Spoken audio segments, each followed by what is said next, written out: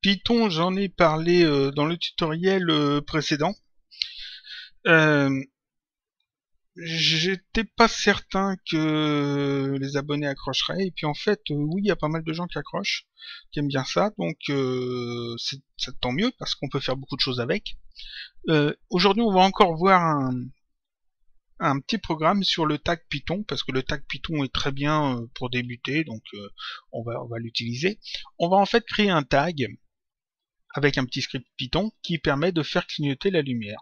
On va faire ça de manière très simple, il n'y a rien de compliqué dans ce que je vais dire, même si vous avez jamais programmé de votre vie, là encore c'est quelque chose de très très basique. Je vais montrer des petites choses sur Python et des petites choses sur Python dans Cinema 4D, vous allez voir que il y a des petits trucs qui sont vraiment très pratiques.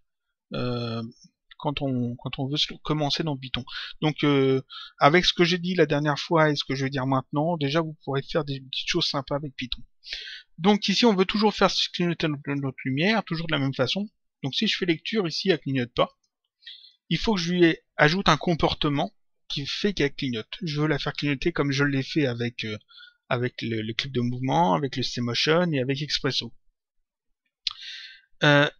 Le truc, c'est qu'avec les clips de mouvement, c'était pas vraiment aléatoire. On avait créé un schéma de clignotement entre la frame 0 et 30, et puis on répétait ce schéma tout le temps.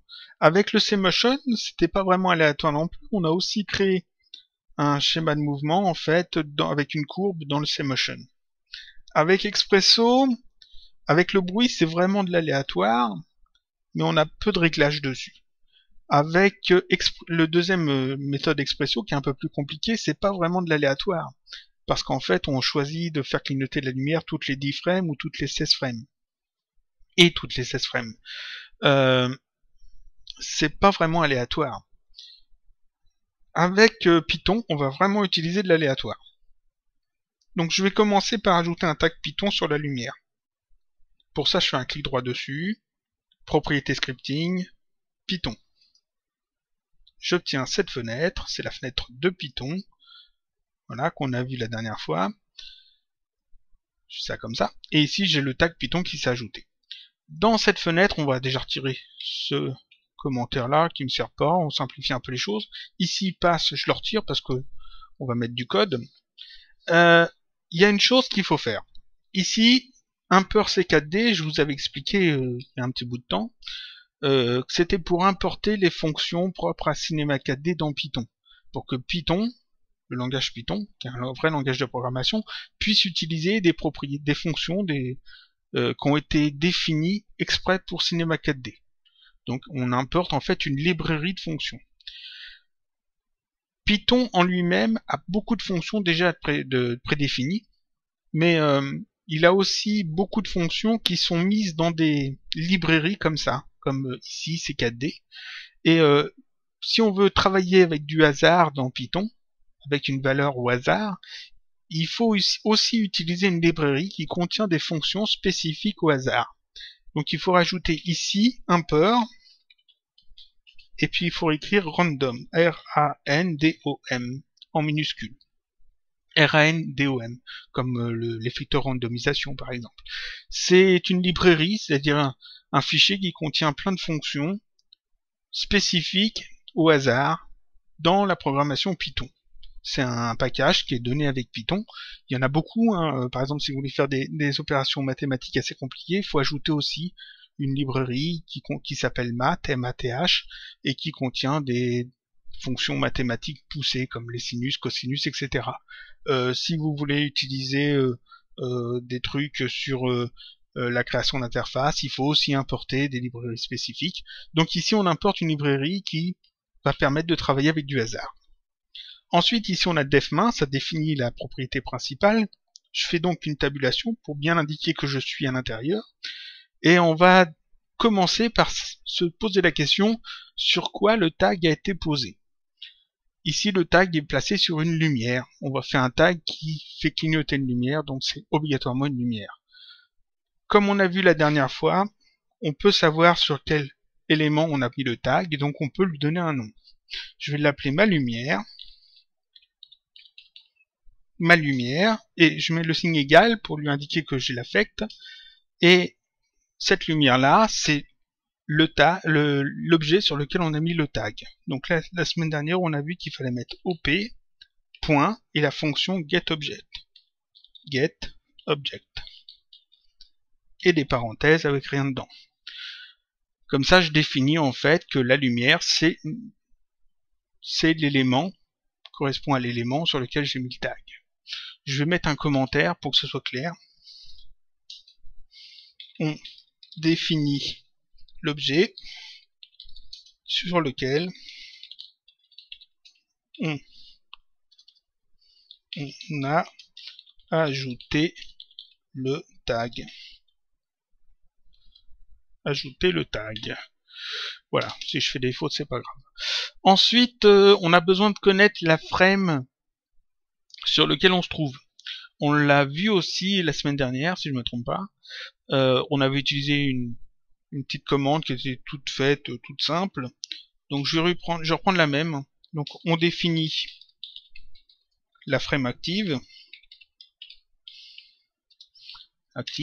et donc on va l'appeler frame. Donc frame est égal au dans le document, point, on récupère le temps, getTime avec des parenthèses.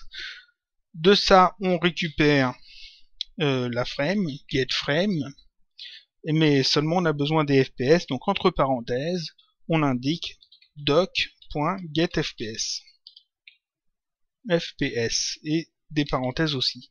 Donc on prend les FPS du document, ça permet de calculer les frames en fonction du temps dans le document, et tout ça on l'appelle frame. Donc ici on a une variable qui va nous indiquer simplement sur quel frame on se trouve. Ensuite, on veut avoir, avant de taper la suite, on veut avoir quand même quelques réglages sur notre lumière. Je vais rouvrir un petit peu mes notes en même temps parce que sinon je vais être embêté. Là, pour bien faire la même chose que ce que j'avais déjà fait, ce que j'ai préparé, parce que je prépare les tutoriels, faut pas croire. Là et ici, données utilisateurs, voilà. Parce que je vais récupérer les mêmes données utilisateurs que j'avais prévues.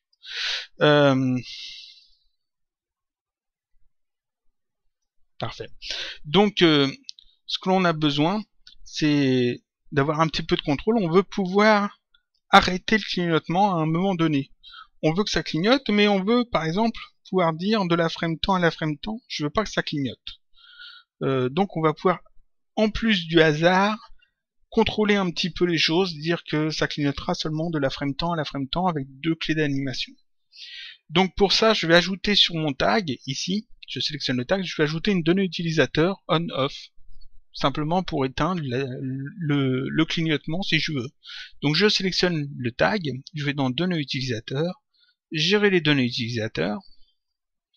Ici, j'ajoute un nouveau groupe, je le sors de la hiérarchie, et je vais l'appeler réglage. Alors je l'appelle toujours réglage, c'est pas obligé, hein, vous pouvez l'appeler ça comme vous voulez. Hein. Donc réglage, je le sélectionne, je fais ajouter pour ajouter une donnée utilisateur dedans. Voilà, et cette donnée utilisateur, je vais l'appeler on-off.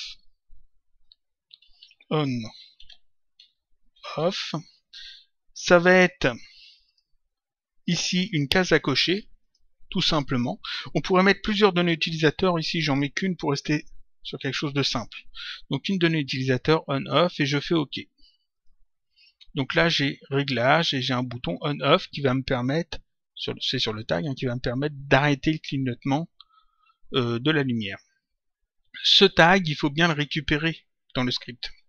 Donc ici on va justement le récupérer. Alors on récupère la donnée utilisateur, DU c'est donnée utilisateur si vous vous posez la question. Pour ça on a vu la semaine dernière qu'il y avait un truc tout simple à faire. On mettait un nom pour notre variable, notre donnée. Ici je l'appelle un off. Je mets égal. Je l'ai mis sur le tag, donc c'est sur OP.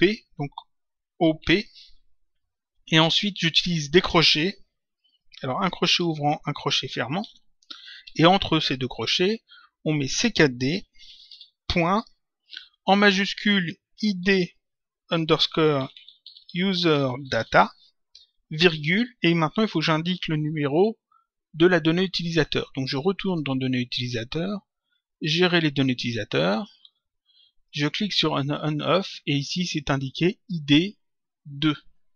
Donc je sais qu'ici il faut que je mette 2. Donc là, ici, dans on/off, j'ai la valeur de cette donnée utilisateur. C'est-à-dire que ça met 0 si c'est décoché, ça met 1 si c'est coché. Je vais le cocher par défaut, comme ça sera allumé. Là, j'ai récupéré pas mal de choses. Comme je veux faire clignoter ma lumière avec du hasard, j'ai ajouté ici exprès le hamper random. Il faut que j'utilise une fonction qui va générer une valeur au hasard. Il faut que j'initialise cette valeur au hasard. Donc on va commencer par l'initialiser. Pour ça, on va mettre un petit commentaire. On initialise le random. Voilà. Comment on peut faire ça? On lui donne une valeur, une variable, rand. On l'affecte à quelque chose, donc je mets égal. Et j'utilise une commande, une fonction qui est définie dans random. Donc c'est random point R majuscule ANDOM et des parenthèses. Ici le premier R de random, du premier random, le R du premier random, est une minuscule parce qu'on fait appel à ceci, qui est écrit en minuscule. Le deuxième R, le R du deuxième random est une majuscule parce que c'est une fonction qui est dans ce fichier. Donc, il ne faut pas se tromper là-dessus. Ensuite, c'est bien de faire ça, mais il faut lui donner ce qu'on appelle un seed. Si vous jouez à Minecraft, vous savez que les maps dans Minecraft sont générées aléatoirement. Et quand vous voulez retrouver la même map que quelqu'un, vous avez besoin de connaître le seed de la map. Le seed de la map, c'est une valeur. Alors ça peut être des chiffres, ça peut être des lettres, ça dépend de quoi on parle. C'est une valeur qui est utilisée pour calculer de l'aléatoire. Parce qu'en fait, un ordinateur ne sait pas faire quelque chose d'aléatoire. C'est impossible. Il sait faire que des calculs. Mais seulement si on lui donne un numéro ou une valeur, quelque chose de très compliqué, il peut l'utiliser pour faire des calculs encore plus compliqués et vous sortir un chiffre qui a l'impression d'être aléatoire. Quand vous utilisez par exemple un effecteur MoGraph, l'effecteur randomisation, quand vous utilisez certains déformateurs, certaines textures dans Cinema 4D, souvent on vous demande une source quand il y a de l'aléatoire qui entre en jeu. Cette source, ce seed, c'est justement ce qui permet de calculer l'aléatoire. Ici, on va aussi avoir besoin de définir une seed pour notre numéro rand, et pour ça, on écrit simplement rand point seed, et entre parenthèses, on met en fait ici le numéro qui va servir pour calculer l'aléatoire. Le seed, en fait, de notre valeur aléatoire. Seulement, je veux que ce numéro-là, il change constamment. Je veux pas que ça soit toujours le même. Je veux qu'à chaque frame, il soit différent. Comment je peux faire? Il y a un numéro qui change à chaque frame. C'est le numéro de la frame. Donc je vais simplement ici utiliser comme seed le numéro de la frame active. Donc j'écris frame, ça reprend ce numéro-là, qui correspond à la frame sur laquelle l'animation se trouve. Comme ça, je sais qu'à chaque frame, j'aurai un numéro différent. Donc là, on a défini en fait notre valeur aléatoire. Maintenant, on va se poser la question, est-ce que cette case-là est cochée? Si elle est cochée, donc si elle est égale à 1, la lumière doit clignoter. Si elle n'est pas égale à 1, la lumière ne doit pas clignoter. Donc on va mettre ici une condition. Si la case on-off est cochée, Donc une condition, j'ai oublié un C, là, une condition, la condition c'est if on off, qu'on a défini juste avant ici, si on off est strictement égal à 1, 2 points, on va à la ligne, ça fait une indentation, c'est-à-dire que il y a une tabulation qui s'ajoute, c'est exprès, c'est fait pour, dièse, on définit une valeur au hasard, on définit une valeur au hasard, mais une valeur au hasard, mais pas entre 0 et 100%. Il faut que la lumière baisse, d'accord, mais pas trop fort quand même. Donc on va la faire baisser, on va dire entre 0,95 et 1, c'est-à-dire entre 95% et 1. Donc une valeur au hasard entre 0,95 et 1. Comment on peut faire ça? On va définir en fait une valeur au hasard. Hasard, on va l'appeler hasard. On lui donne une valeur égale. Ici, on a défini que c'était rand qui définissait du hasard, donc rand.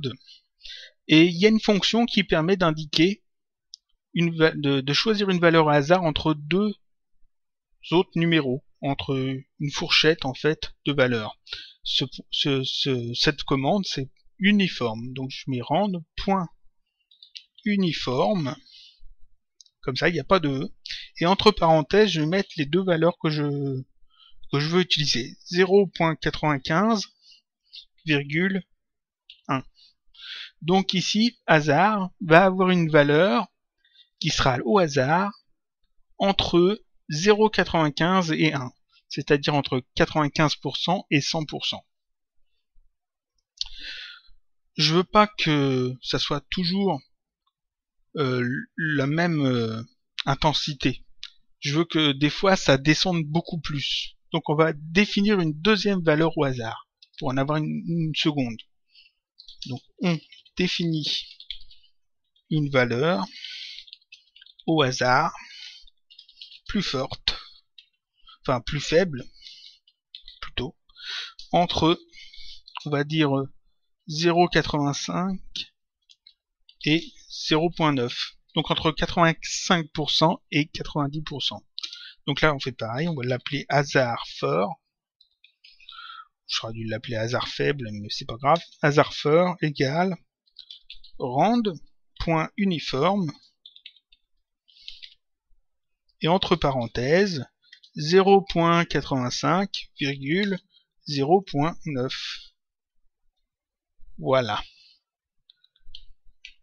Donc là on a défini deux numéros, deux valeurs au hasard. Ils seront redéfinis à chaque fois qu'on passe là-dedans, hein.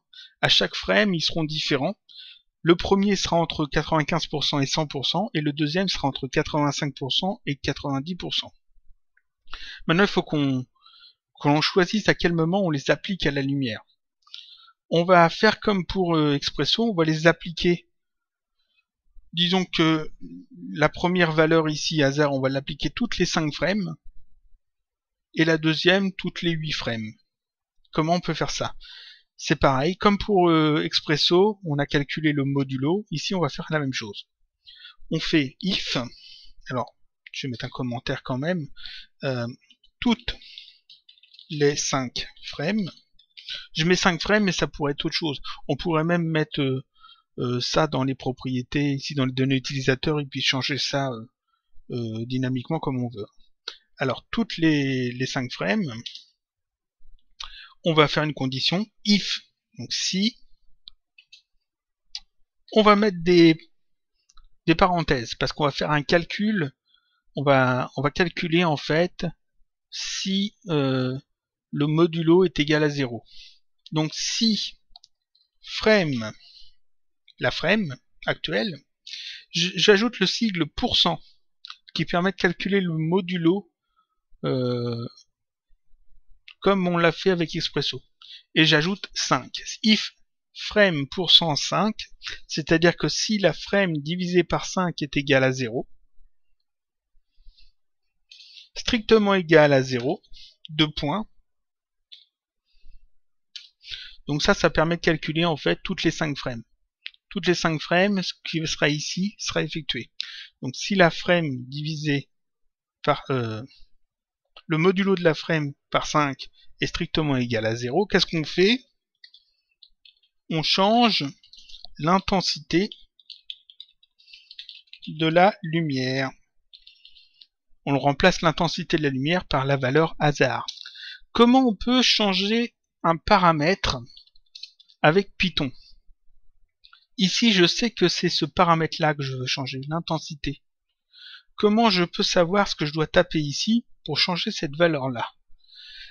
Il y a un truc, il y a 2 méthodes pour savoir ça. La première, je vais ici dans Script et j'affiche la console. Alors j'efface tout ce qu'il y a dans la console. Voilà. Ici, on a un champ qui est vide. Il n'y a rien du tout dedans. Je peux y faire glisser des éléments dans ce champ. Je peux prendre ici l'intensité, je clique dessus, je reste cliqué, et je le fais glisser ici. Et quand je relâche, ici on peut voir que ça m'a écrit quelque chose qui n'est pas intensité. Ça m'écrit OP, et entre crochets CKD Light Brightness.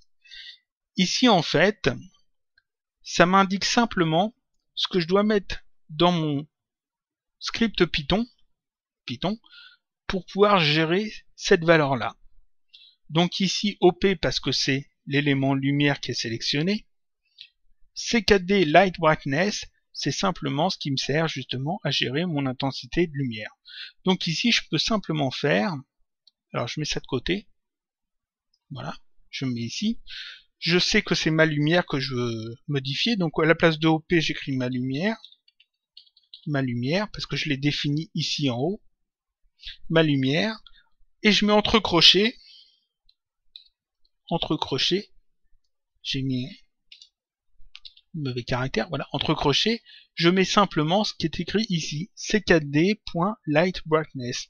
Alors je vais carrément le copier-coller, je pense que CTRL-C, et ici, à la place des crochets, CTRL-V. CKD Light Brightness.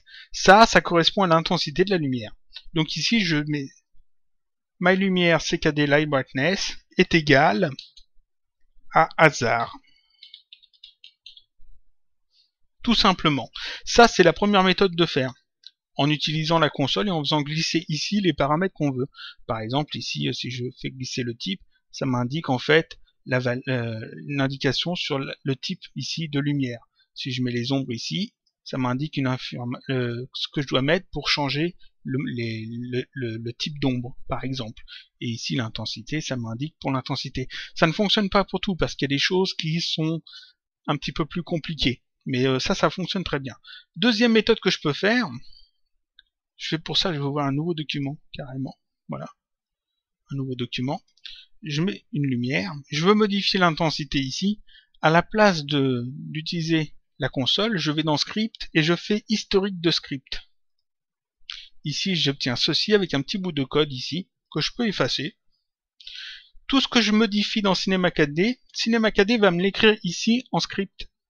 Il va me créer ici un script Python qui correspond à la modification que je fais. Donc je sélectionne ma lumière, et si je change l'intensité, voilà, il m'a aussitôt ajouté ici un script qui indique quoi?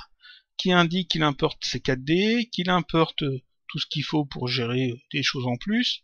Il crée la fonction principale, il fait des petites choses, et puis ici qu'est-ce qu'il fait? L'objet, parce qu'il a défini un objet, CKD Light Brightness égale 0,48, parce que c'est 48%. Donc ici, je peux retrouver le CKD Light Brightness qui est ici, que j'ai eu dans la console. Je peux le retrouver ici, ça me permet de savoir ce que je fais. Je pourrais en plus changer, par exemple, la lumière. Il m'indique ici qu'il a changé le type de lumière.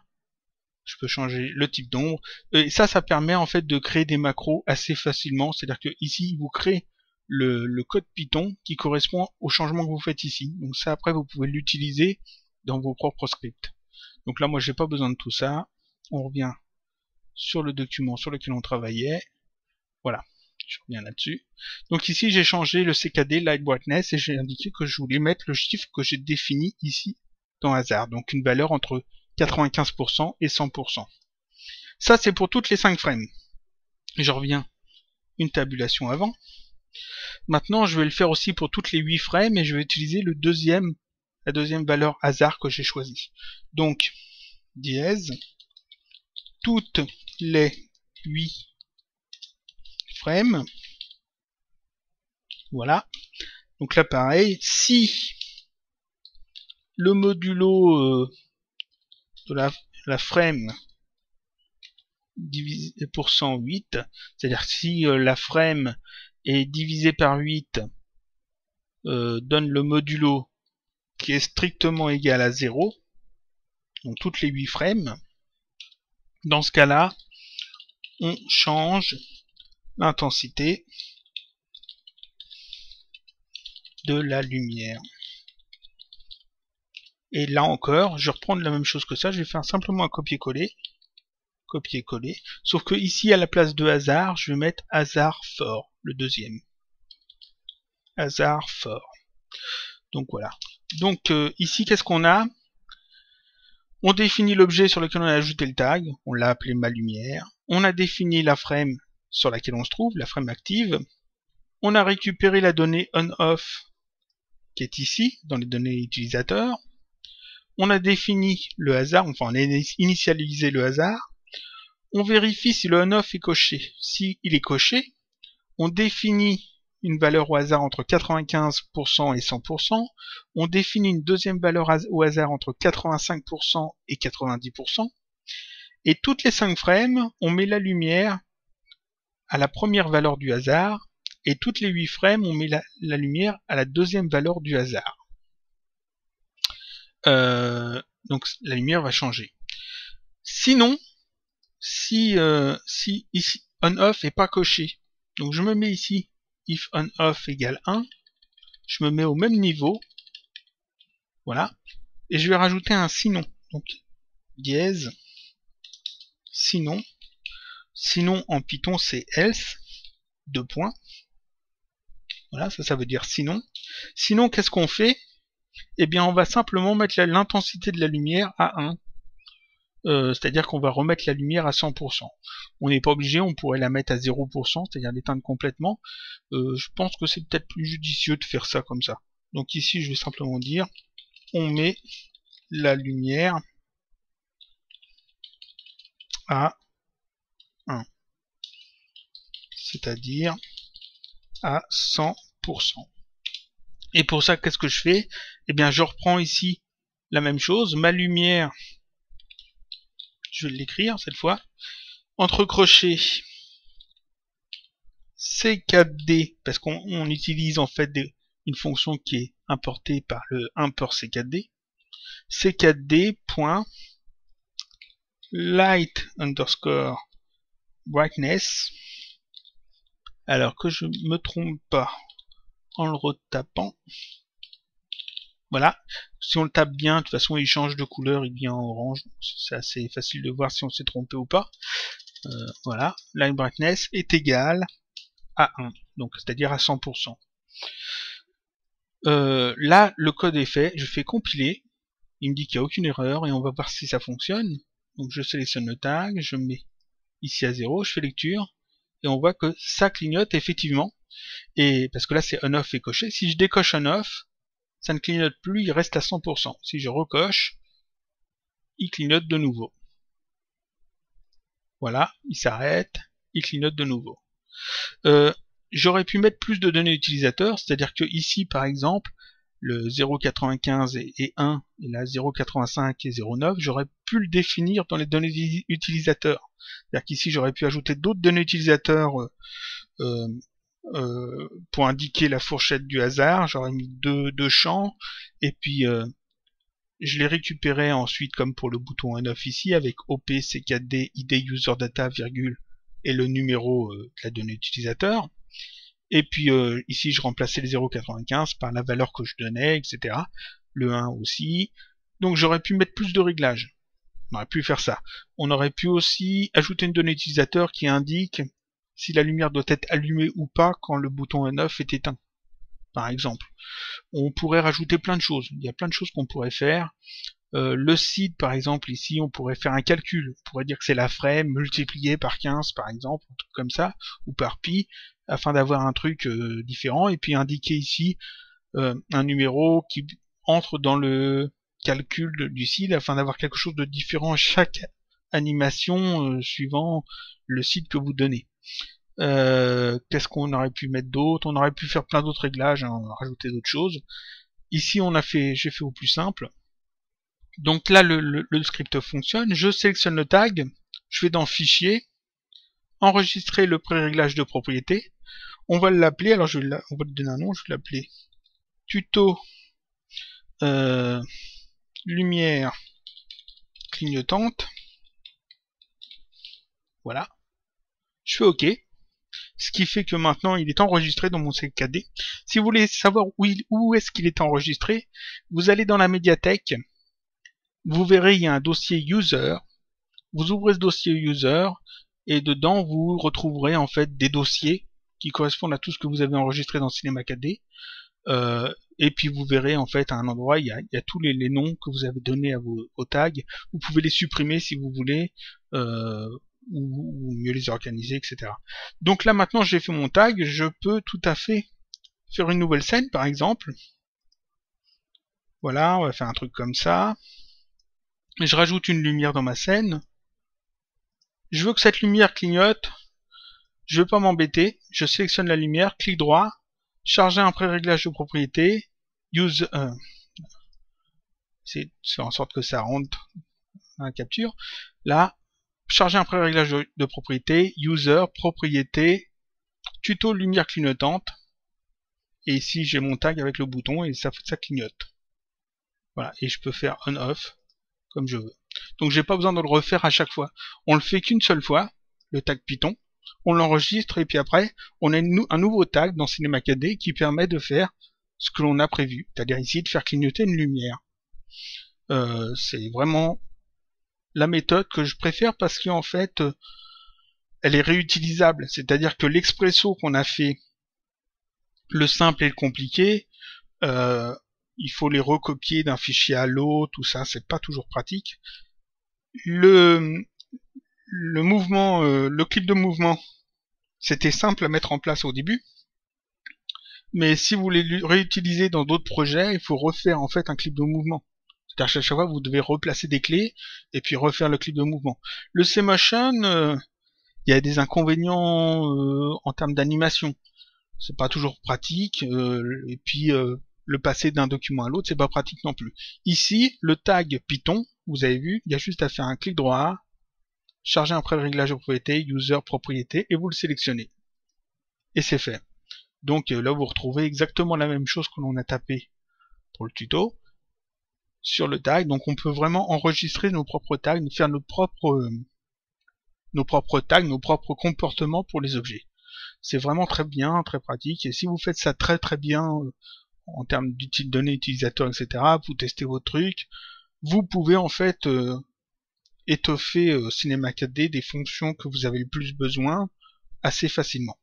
Donc là, le code, je le remettrai sur le blog. Je vous conseille toujours d'aller voir le blog quand je fais un tuto vidéo parce que des fois, bon, je mets peu de choses.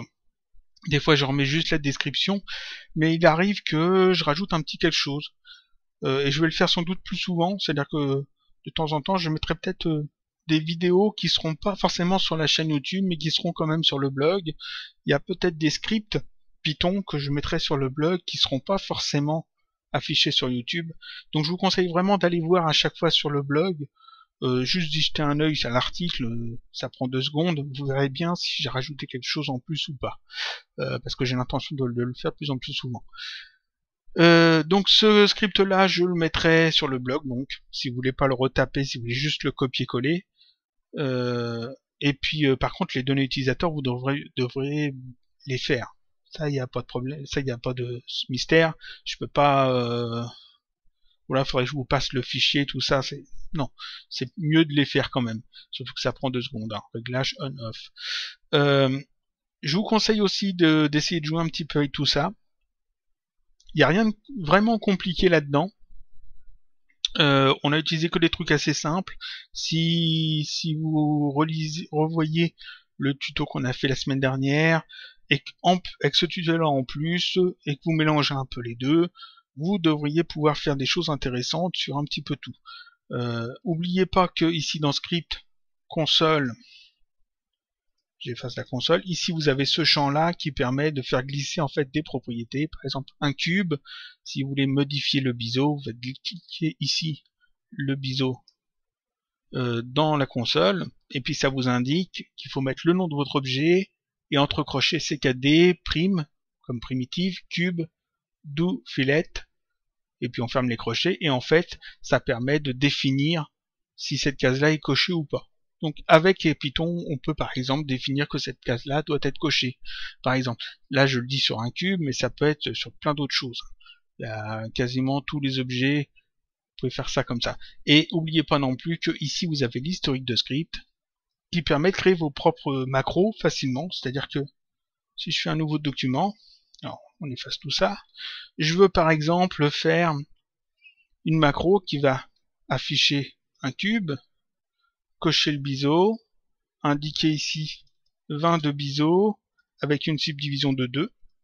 Voilà, je tiens ce truc là.